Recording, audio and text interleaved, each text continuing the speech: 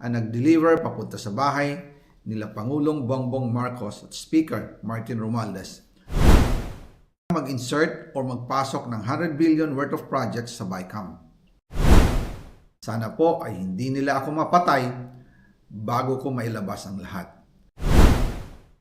Ginawa ko lang ang utos sa akin, pero ngayon, handa na akong harapin ang lahat. Ginagamit ng administrasyon ang buong resources ng bansa para tumahimik ako. That he will shoot me if I will talk. Gagamitin ako bilang panakipbutas sa kanilang kampanya laban sa korupsyon. Hindi na ako mananahimik, ilalabas ko ang lahat ng katotohanan. May resibo, may ebidensya, at may pangalan.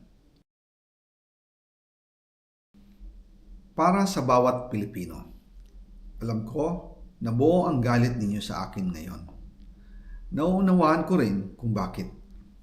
Lalo na at malaki ang halagang nakataya. Pero bago kayo humusga, hayaan ninyong ipaliwanag ko ang buong katotohanan. Matagal akong hindi nagsalita dahil may direktang utos sa akin. Huwag nang bumalik ng Pilipinas at manahimik na lamang. Umalis ako noong July 19, 2025 para sa aking medical check-up. Nakaplanong bumalik pagkatapos ng SONA ni Pangulo. Pero habang papauwi na ako, tinawagan ako ni dating Speaker Martin Romualdez at sinabihan, "Stay out of the country. You will be well taken care of as instructed by the President." Noon naniniwala pa ako sa kanila, kaya't hindi ako bumalik. Tumikom ang aking bibig, sumunod ako, pero ang hindi ko alam, ang ibig pala nilang sabihin sa aalagaan ka namin ay gagamitin ako bilang panakipbutas sa kanilang kampanya laban sa korupsyon. Ginawa nila akong poster boy ng kanilang sariling kasinungalingan. Ngayon, hindi na ako mananahimik, ilalabas ko ang lahat ng katotohanan. May resibo, may ebidensya, at may pangalan. Nagsimula ito nung tumawag si Sekmina Pangandaman sa akin nung nag-umpisa ang BICAM process last year, 2024.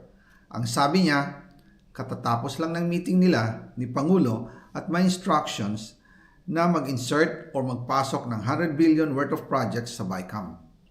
At sinabi pa ni Sekmina, you can confirm with Yusek Adrian Bersamin dahil magkasama sila sa meeting ni Pangulong BBM noong araw na yon. Tinawagan ko po agad si Yusek Adrian Bersamin at tinanong ko kung may instruction nga ba ang Pangulo na magpasok ng 100 billion during their meeting.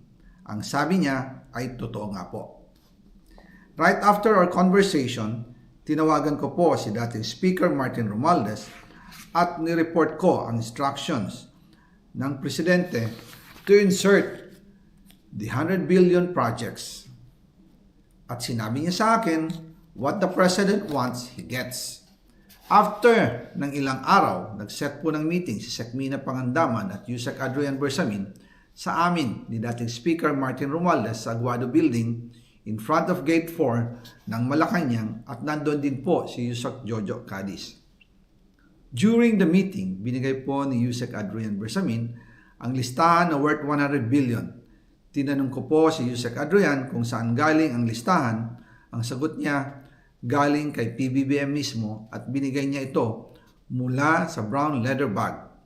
Nung sinabi po ni Yusek Adrian Bersamin, yung brown leather bag, naalala ko noong nasa Singapore kami right after the elections of May 2022 sa Hilton Hotel, kami ni dating Speaker Martin and PBBM habang pauwi at pabalik ng Pilipinas, hinabol ng PSG ang brown leather bag at ang sabi ni PBBM, maiwan na lahat, wag lang ang brown leather bag.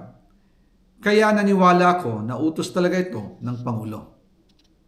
Pagkatapos ng ilang araw, I informed sina dating Speaker Martin Romualdez, Sekmina Pangandaman, Yusek Adrian Bersamin, and Yusek Jojo Cadiz na kung pwede 50 billion lang ang ipasok sa program funds dahil so sobra ang DPWH funds versus sa DepEd. In practice, hindi pwede na mas malaki ang budget ng DPWH kaysa edukasyon.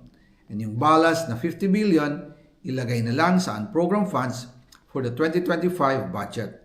Dahil Office of the President din ang nagre-release ng lahat ng unprogrammed funds. Pagkatapos ng isang araw, tinawagan ako ni Sec Mina at sinabi ang mensahe ng Pangulo. Ipasok ninyo yan dahil pinangako na sa akin ni Speaker Martin yan at hindi na pwedeng baguhin.